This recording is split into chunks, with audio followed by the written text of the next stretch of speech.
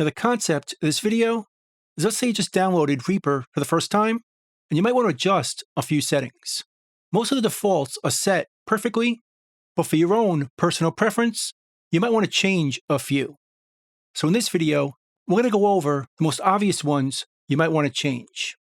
And when you first open Reaper, it should look like this, with our tracks over here, known as the track control panel, and down over here is our mixer. And up here is our transport, where we can play, record, and so on. If you want to hide the transport, go to View, and just hide it here. Or to view it again, if you lost it, go to View, and view the transport. And we can do the same thing with the mixer. If you don't want to see it, go to View, hide the mixer, and the mixer goes away. Want to bring it back, go to View, Mixer, and it shows up again. Now if you want to float the mixer, put it in its own window, just right click, go down here and undock the mixer. And that floats it in its own separate window. If you want to put it back, just right click, go down to Dock Mixer in Docker, and it goes back down here again. But for now, let's hide the mixer. Go to View and uncheck Mixer. Now we just see the track control panel. Now to create tracks, we just double click over here and a track shows up. Now by default, there's a few options that don't show up on the track, like our input, our monitoring modes, and the recording mode. This was set up by design to make the tracks visually simpler, so we don't need to see those things when we're not in record. So if we go into record right here, now we see our record mode, our monitoring, and the input to this track, which we could set up right here for mono, stereo, and MIDI. But if we take the track out of record, we don't see those things. Like I said, it just keeps the track visually simpler. For those of us not recording to tracks, just working with loops and samples, and we don't need to see the input to those tracks if we're not recording to those tracks. But if you want to see that no matter what, go up here to the Actions menu, Show Action List, and type into the filter Theme. And right over here, you'll see a script for the theme adjuster for this theme.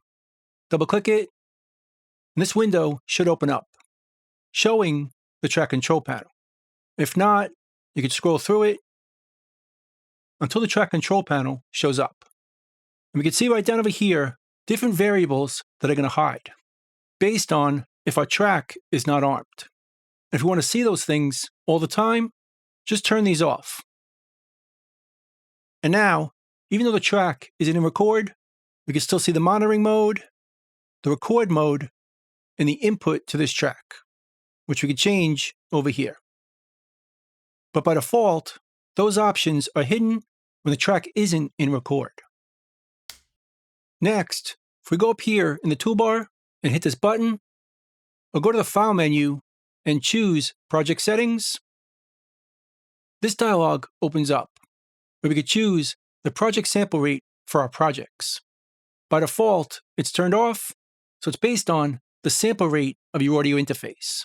If you want to change it in your projects, you can choose it here and change the sample rate over here.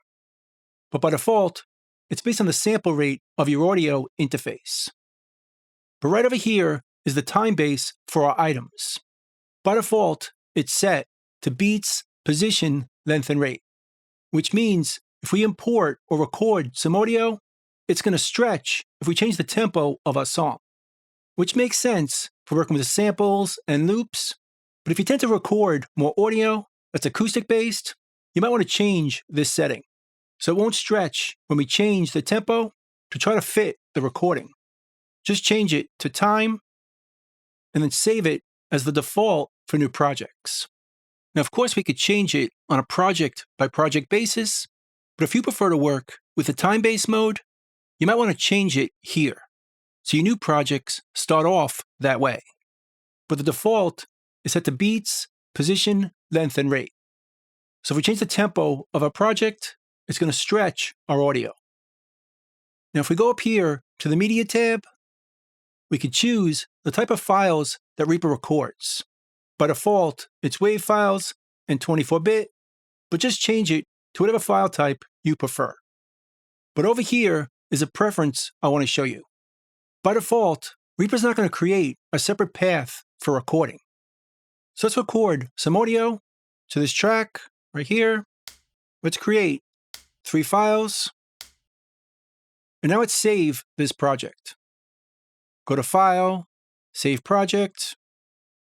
Reaper opens up this dialog. Now we want to choose these options down here to create a subdirectory for the project, which is a folder, and copy all the media into that folder. With these chosen, Reaper's going to create a folder and put the Reaper file and the audio into it, keeping everything organized. So let's name this new project, and let's see what happens. It's now saved. If we go to our hard drive, here's the folder that Reaper created. Let's open it up. And we can see right here, here's the Reaper file, and here are the audio files it created. Now it looks pretty neat with just 3 files recorded. Let's say you're recording for weeks or months, we're going to have tons of audio files, making this folder quite messy. So if you want to keep it more organized, we can go to the project settings, to the Media tab, and have Reaper create a folder or a new path for our audio files to be saved. You can name it Media, or I usually call it Audio Files. Now Reaper's going to put all our media or audio files in this folder. So we'll save it as default for new projects. And now if we create a new project and do some recording in it, once again, we'll create 3 files. And now we'll save our project, give it a name, and save it. Now if we go to a hard drive, here's our folder. When we open it, we see a project file and a folder called Audio Files, or whatever name you gave it. And if we open this up, we'll see our audio nice and neat and organized in a separate folder. So our project folder is in here with the audio files all in here. Just keeps it more organized, and it's a preference or a setting you might want to change. Now also over here on import of media to project, like if you drag and drop your media into Reaper, it's going to use a global preference, which by default is not going to copy the media to your project. It's just going to refer to that file based on the place you dragged it from. But if you use a lot of samples and loops, you might want to keep your project more organized and copy everything to each project you use it in. So you could choose this option instead, and every time you use a sample or a loop or any audio file dragged in to Reaper, it's going to copy it to your new project folder, keeping all your projects more organized and easier to back up, as you can back up your folder and always have all your files. And like I said, this is off by default, but you might want to change it to keep all your files from each project together, and just save it as the default for each new project. So now let's take a look at our preferences. If we go to the Actions menu, Show Action List, and type into the filter Preferences. And right over here is our Options and Preferences. Double-click it, and that opens up our Preferences dialog. And if we choose our project, right over here, when creating new projects, Reaper can use a project file as a template.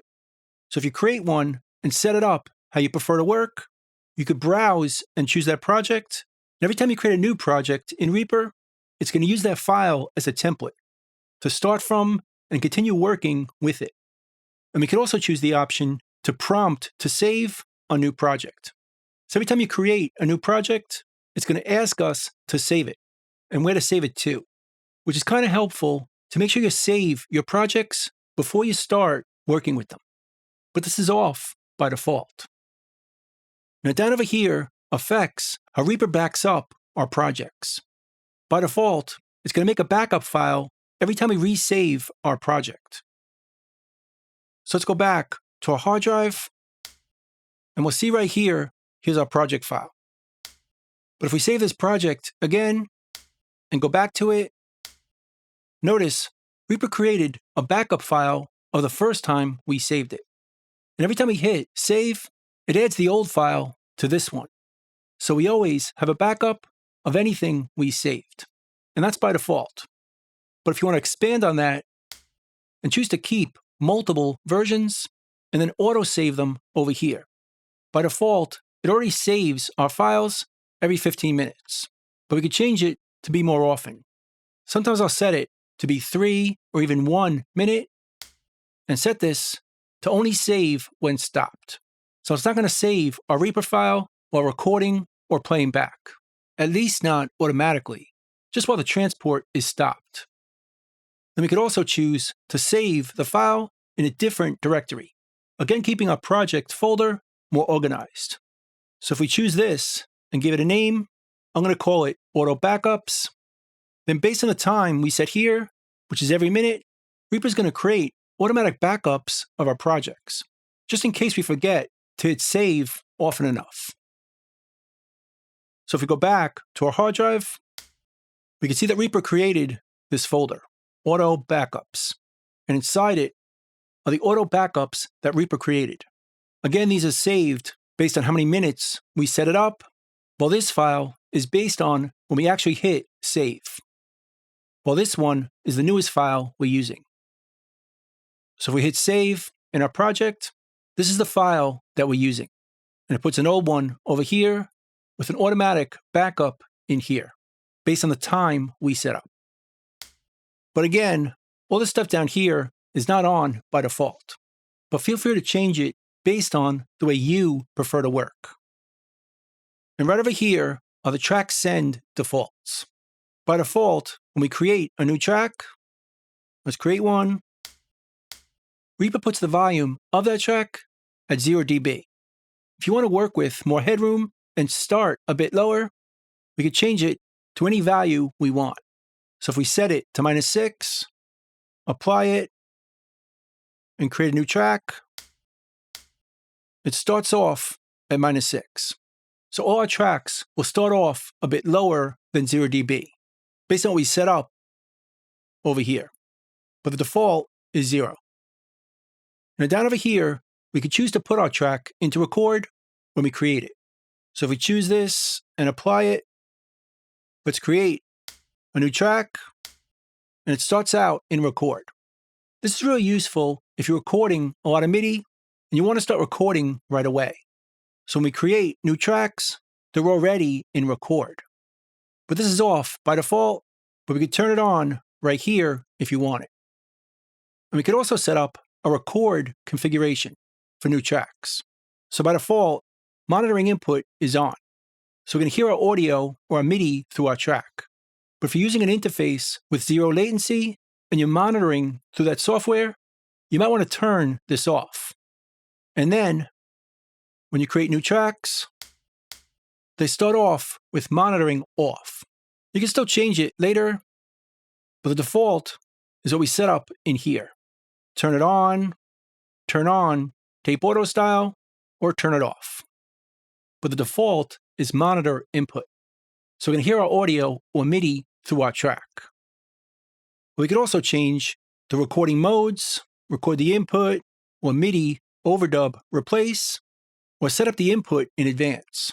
If you tend to use input 1, 2, 3, or 4, you just choose it right here, and by default, every new track you create is going to start off with that input, which is also useful for MIDI. I could set it up with my USB MIDI keyboard, apply it, and then every new track I create starts out in record with my USB MIDI keyboard set up as the input. Now there's one other option I want to show you under the record configuration.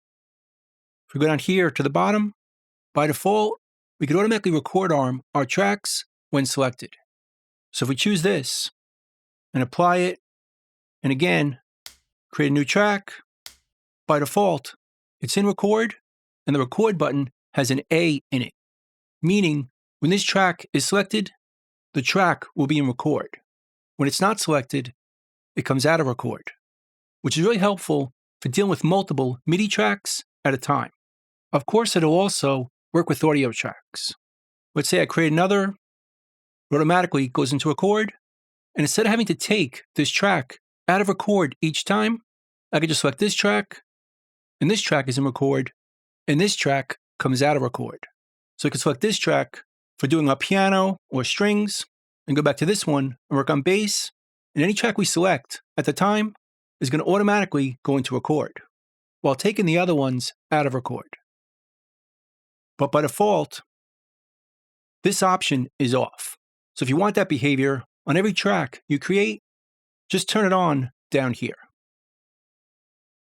And the next tab over here is the media item defaults. And in this tab, you can see how Reaper deals with fades on new items. By default, it's going to create fade in and fade out for new items, and it sets the length at 10 milliseconds. We can change that to any length you want, or just turn it off, but it's on by default. But there's another option over here that I tend to use, which is turning off fade in and fade out for imported items. Because I bring in a lot of samples and loops, I don't want them to fade in and fade out automatically, as it'll fade in the transients or the attack on those audio files. I can still set those up if I want to, but by default, they're not going to be there. But only if we leave this on. By default, Reaper leaves this off. So just turn this on if you don't want to fade in or fade outs for imported items. And down over here, we can set the shape. By default, the fade in and fade outs are like this, but we could change it to be linear or a slower fade in and out, and do the same with our crossfade shape. Make it linear or slower or any of these custom shapes. But the default is here, but if we change it and apply it, it'll use your preferred shapes. And then over here, we can decide by default how Reaper handles looping. By default, it's going to loop imported items, MIDI items, and recorded items. If you don't want that, you could turn them off or turn some on and some off based on your preference. And just apply it, and it'll work that way for each item as they're created. But we can still change each item afterwards by going to item settings and choosing or not choosing loop item source. This is just the setting that's going to be by default, with looping on or off for each type of items, imported, MIDI, or recorded. Now there's something else I want to show you in the Actions menu, and it's based on getting around our projects. If we go to the Actions menu, Show Action List, if we type in scroll and go down to the bottom, we can see other scrolling actions for scrolling in Reaper, be it left, right, up and down, and we can choose them right here. Scroll horizontal, left and right, or scroll vertically, up and down. But as you're using Reaper, you might decide you don't like the defaults, as it's mostly a personal preference.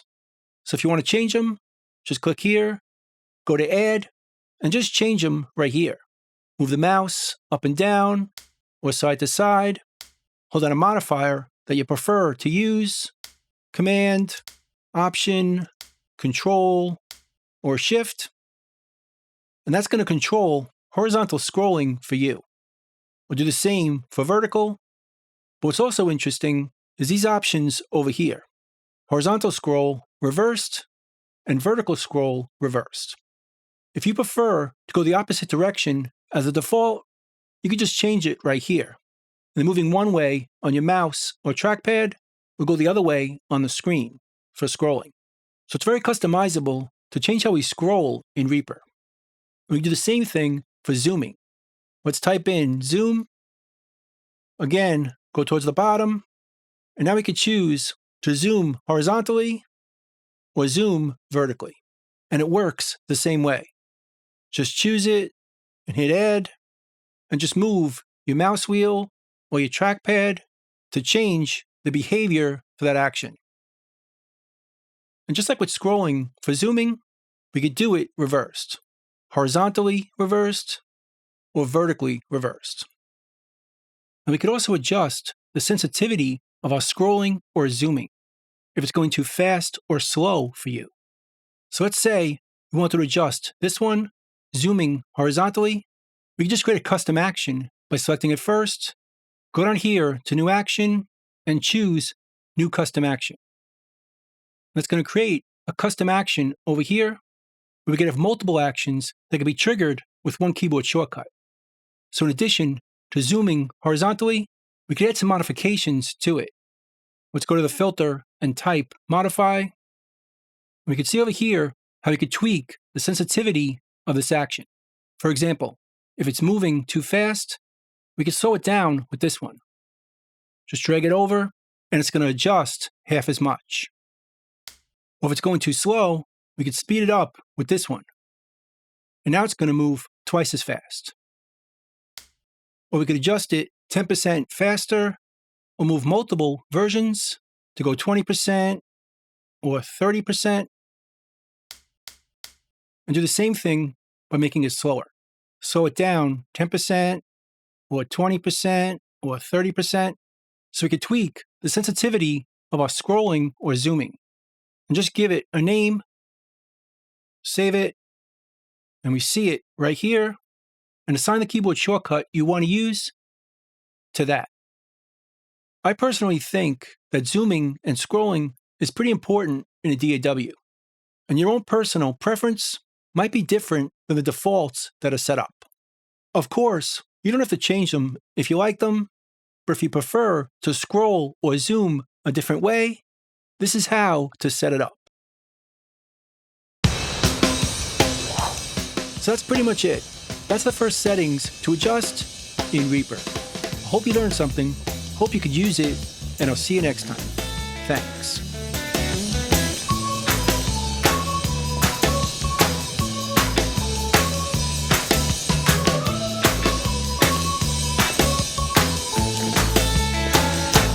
Bingo, boys, let's go.